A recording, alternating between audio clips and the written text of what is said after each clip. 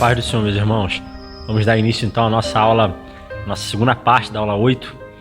E vimos ali na última aula, na última parte, sobre a transição entre o reinado de Davi e o reinado de Salomão, os levantes que existiram por parte do filho primogênito de Davi, um homem chamado Adonias, e juntamente com ele o chefe do exército de Davi, chamado Joabe, e o sacerdote Abiatar. Esses três homens se levantaram contra Salomão, de alguma forma tentando fazer um golpe de estado e tomar o reino à força, mas Salomão prevaleceu porque Deus estava com Salomão e, sobretudo, Deus estava com Davi. Então eles acabam sendo subjugados e mortos por Benaia, que é o comandante do exército de Salomão. Então agora, após essas mortes, após esses entraves saírem do caminho de Salomão, Deus firma o reino de Salomão, como diz no último versículo do capítulo 2. E Davi, antes da sua morte, ele deixa algumas palavras para Salomão. Ele adverte Salomão, ele fala com seu filho: Salomão, seja fiel ao Senhor, seja corajoso, seja homem, porque inimigos vão se levantar, pessoas vão se levantar contra o seu reino, mas seja forte. A sua força vai vir do Senhor, seja obediente ao Senhor até o final da sua vida, siga os caminhos do Senhor e você vai ter um reino firme, você vai ter um reino forte. A gente começa a ver, assim que inicia o capítulo 3 de 1 Reis, algo que o povo pôde constatar naquela época, que Salomão na verdade não era um novo Davi. Salomão não se parecia com Davi. Enquanto a gente tem Davi, um homem do campo, um homem que cuidava de ovelhas, um pastor, alguém que guerreava, alguém que protegia suas ovelhas, um homem que serviu ao povo, a gente vê um homem bem diferente na pessoa de Salomão. Enquanto Davi confiava totalmente no Senhor, a gente vai ver Salomão confiando muitas das vezes na força do seu braço, nas suas autoridades, nas suas riquezas. E logo que Salomão assume, a gente vê que Salomão não era esse guerreiro como Davi era. Era um homem que já estava preocupado mais em fazer alianças de paz com os outros povos. E Salomão praticamente fez aliança com todos os povos ao redor.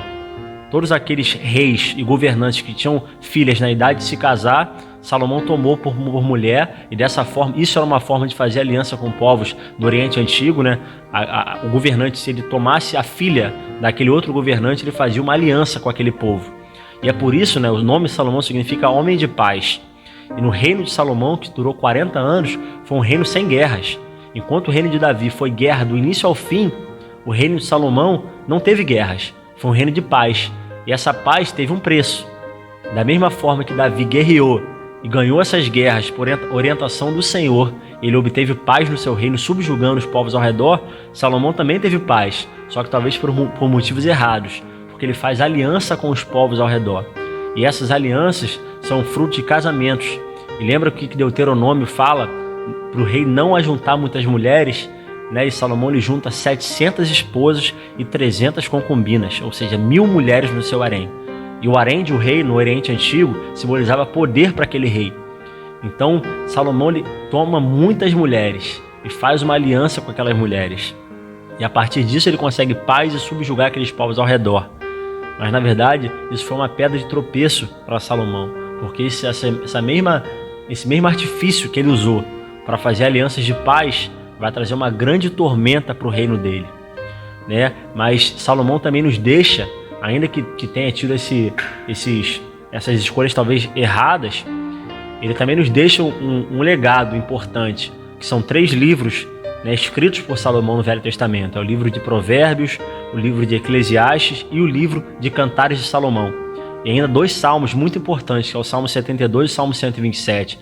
Salmo esse último que a gente usa bastante, quando diz: se o Senhor não edificar a cidade, se o Senhor não guardar a cidade, em vão vigia o sentinela. Se o Senhor não edificar a casa, em vão trabalham os que a edificam.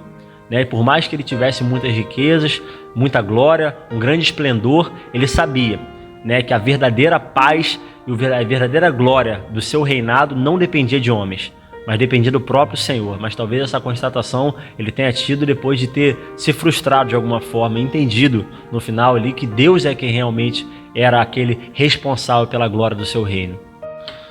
Salomão então começa a reinar, depois de ter eliminado todos esses inimigos, e Deus firma o reino dele, e a Bíblia diz que Deus é com ele, muito o engrandece, e após isso ele então oferece 1000 holocaustos ali ao Senhor.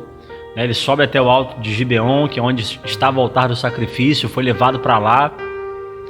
Então ele sacrifica ao Senhor, em forma de consagrar, de entregar esse reino nas mãos do Senhor, de oferecer uma oferta de louvor ao Senhor também. E após isso, Deus aparece para Salomão. Deus aparece para Salomão e pergunta para Salomão: o que tu queres? O que tu me pedires, eu te darei. E Salomão, ele não pede riquezas, ele não pede honras, ele não pede a morte dos seus inimigos, daqueles que o odeiam, mas ele pede sabedoria para o Senhor.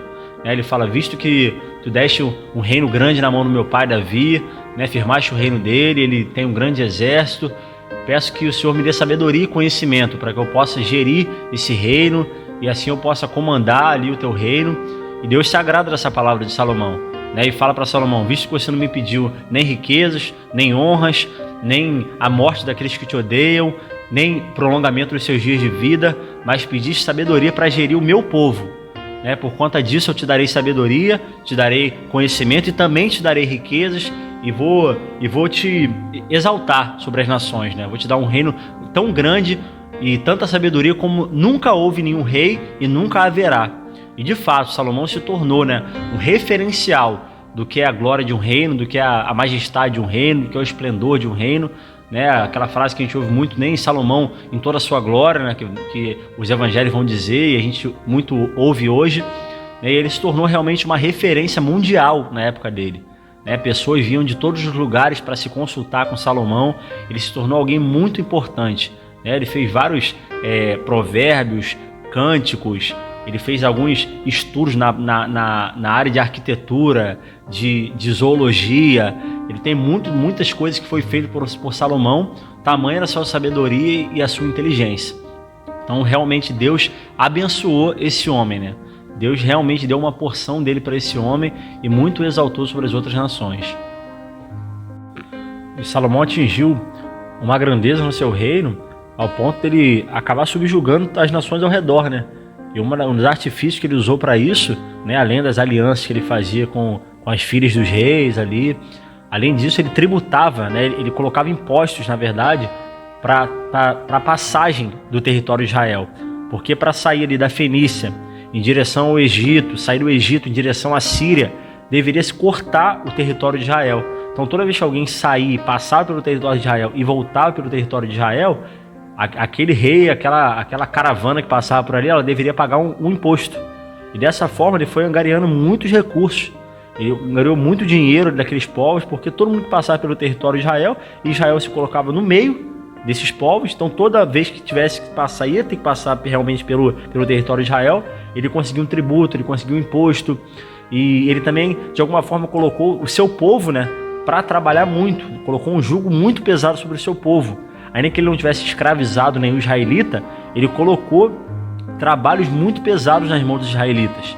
Então ele usou o próprio povo para trabalhar e trazer dinheiro, riquezas para o reino dele. Ele colocou 12 príncipes que seriam governantes ao redor, espalhados ali no território de Israel, que serviu como governante das tribos, e cada governante daquele ali captava a riqueza e trazia para o rei gerir aquela riqueza. Então dessa forma Salomão construiu um reino muito forte.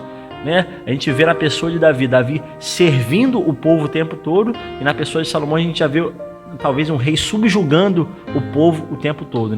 Essa é uma diferença ali que de alguma forma isso foi um perfil de Salomão, mas a partir disso que ele conseguiu grandes riquezas também e tornou Israel a nação mais poderosa da época e temida, porque ainda que Davi tivesse um reino muito forte na época dele, as nações ao redor temiam ao Deus de Davi, ao Senhor de Davi. Eles sabiam que Israel tinha se tornado muito forte porque Davi tinha ganhado todas as guerras. E por que Davi ganhava as guerras? Porque ele dependia totalmente do Senhor e Deus dava aqueles inimigos na mão dele. Já Salomão, as nações temiam a Salomão não tão somente porque eles temiam ao Deus de Salomão, mas porque Salomão subjugou os povos ao redor através de tratados, através desses impostos, e Israel foi se tornando um país muito forte, uma nação muito forte, e os povos começaram a temer. E nessa época que Salomão assume, aqueles povos já tinham sido subjugados por Davi. Então ficou, de alguma maneira, mais fácil para Salomão gerir aquele reino todo, porque aqueles povos já estavam debaixo ali do comando de Israel. E dessa forma Salomão consegue então dominar todo aquele território conhecido ali do Oriente, através dessas alianças, através desses impostos, desses tributos e desses trabalhos escravos ali por parte de outros povos. E isso que estava acontecendo com o povo de Israel, né, de ser de alguma forma subjugado ali pelo reino, era o que Samuel já tinha alertado ao povo que aconteceria. Quando o povo pede um rei, quando eles querem sair do sistema teocrático para um sistema monárquico, eles pedem um rei ali a Samuel. Samuel alerta eles: esses são os direitos do rei. E ele vai falando, ó: o rei tomará vossos filhos e os empregados ao serviço dos seus carros e seus cavaleiros, alguns porá por chefes, né, que é o que ele faz com os príncipes, os governadores ali, para fazerem as suas colheitas e fabricarem as suas armas e equipamentos e seus carros de guerra. Tomará as vossas filhas para perfumistas, cozinheiras, padeiras. Tomará o melhor das vossas terras, das vossas vinhas, dos vossos olivais, e os dará aos servos, as vossas sementes. Ele vai falando tudo aquilo que o rei poderia fazer. Então, assim, Deus, ele não exigia isso do povo. O sistema teocrático exigia algo muito mais profundo do que isso. Exigia o quê? A obediência ao Senhor. O povo, enquanto era obediente ao Senhor, eles tinham chuva dos céus, eles tinham uma boa colheita, eles tinham o melhor da terra. Então isso é o que Deus exigia do povo, a obediência. Enquanto o homem, o reinado do homem, vai exigir a submissão, né? Ele vai exigir o melhor da terra, ele vai exigir o tempo, ele vai exigir a mão de obra. Isso é a riqueza humana, isso é o governo do homem, e muito diferente do governo do Senhor. Deus quer obediência, de obediência ele se agrada, muito mais do que sacrifícios, ele quer a nossa obediência. E algo que nós podemos aprender nessa aula, né, é o momento que nós temos vivido no nosso país, né, muitos pronunciamentos, muitas discordâncias e concordâncias por um lado, por outro, e na verdade a conclusão que a gente chega de tudo isso, né, é que não adianta, né, homem nenhum é capaz de governar uma nação, um povo, com a mesma excelência e justiça e equidade do que o Senhor, né? Então, por mais glorioso que seja um reino, por mais majestoso que seja um reino, ele nunca vai ter o brilho, nunca vai ter a glória de alguém que é governado pelo Senhor. Então, antes de prestarmos contas a qualquer governante, a qualquer presidente, nós temos a obrigação de orar por esses homens que estão em iminência, de clamar pela vida deles, porque eles estão lá e nós pedimos a misericórdia de Deus sobre a vida deles, como pedimos pela nossa, mas eles têm um papel muito mais de responsabilidade do que nós temos. Mas homem nenhum é capaz de governar sobre o povo. E por isso, antes de qualquer coisa, antes de estar debaixo do governo deles, a nossa vida está debaixo do governo do Senhor, que é o verdadeiro Rei e o verdadeiro Senhor. Então, que nós possamos nos inclinar, né, nos humilhar debaixo da potente mão do Senhor, porque Ele é que tem cuidado de nós possamos lançar sobre Ele toda a nossa ansiedade, porque Ele é quem cuida da nossa vida, como diz lá em 1 Pedro. Então, meus irmãos, que nós possamos acreditar no Senhor, a despeito de tudo que está acontecendo. A nossa vida, ela não está posta debaixo da mão desses homens, a nossa vida está posta debaixo das mãos daquele que é o verdadeiro Rei, o verdadeiro Senhor, nosso Senhor Jesus. Amém, meus irmãos? Deus abençoe e até a nossa próxima aula. Paz do Senhor.